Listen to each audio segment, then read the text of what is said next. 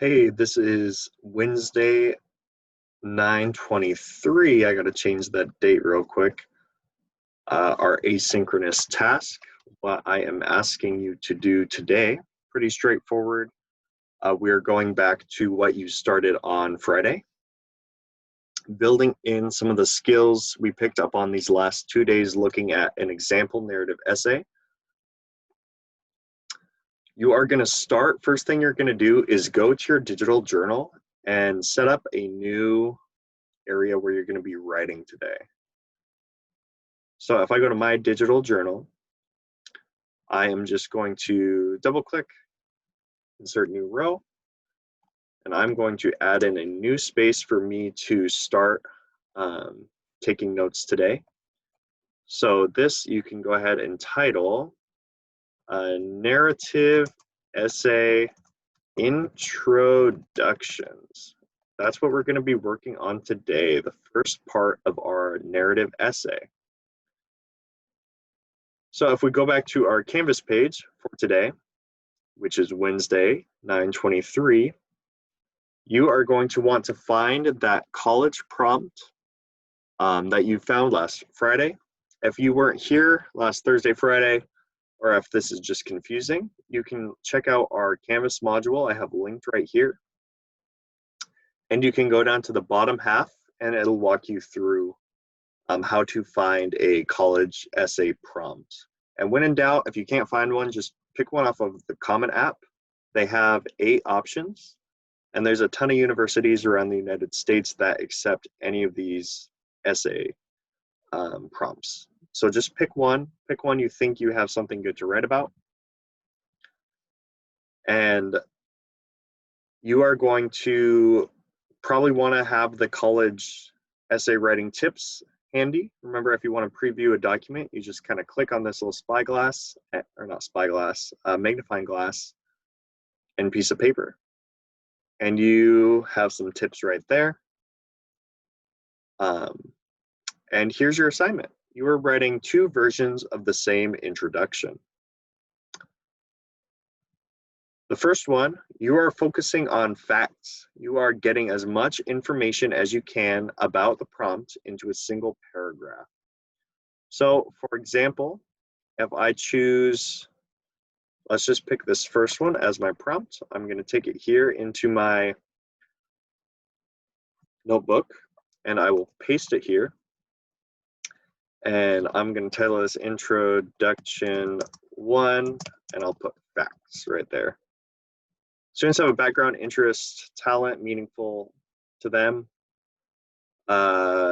This sounds like you, please share your story. So if I have, maybe I am really interested in playing college basketball. I'm a tall guy, I'm 6'4", and I need to communicate all the facts around me playing basketball and why I should be included in the college basketball program.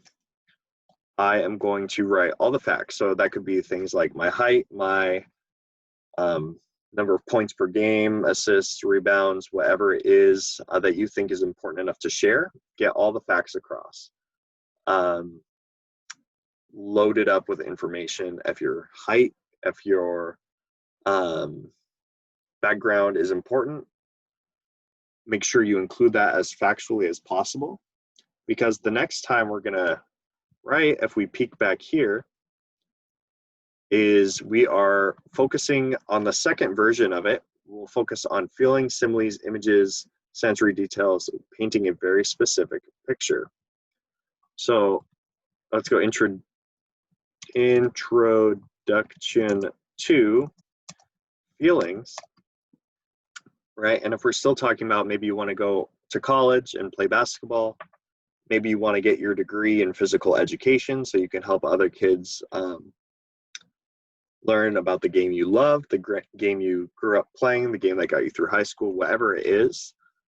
Focus on those things. Focus on the feelings. What's it like to be out on the court? What's it like to get up early every morning and work out to make that commitment? What's the feeling like on your knees when you're running up and down the court? What are the smells like? What's the smell of a new basketball like? What's the What's the feeling of getting tickets to see your favorite basketball game for Christmas? Whatever those things are, that the feelings, the smells, you can use similes to help describe it.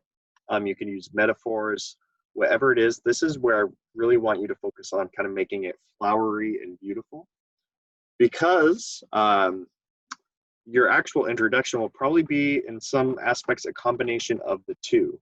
You're going to need the facts, but you're also going to want to tell it in a beautiful way. So that's what I'm asking you to do. I know it's hard for people to write about themselves. It's hard for me to write about myself. So one thing, if that's you, if you struggle with that, you could think about yourself as a fictional character. You can come to the class Zoom session and I can kind of help you get started. You could also, part of nonfiction writing, so part of this narrative writing is kind of being flexible with the truth. Remember, so what's true in this writing is what's true to you, right? So you can embellish, you can make yourself sound a little bit better than you are, as long as you're being honest to yourself. That's what's important. If you have questions, shoot me an email. Otherwise, that should take up the majority of your time. By Friday, you also need to have 3 rows of your reading tracker filled out. So remember, if we go to our reading tracker, that's 3 of these rows completely. So even if you start tomorrow on Wednesday, or today on Wednesday, you could still do Wednesday, Thursday, and Friday and have all 3 you need. That's 20 minutes per day. And I think that about covers it. Have a great day. I'll see you on Thursday.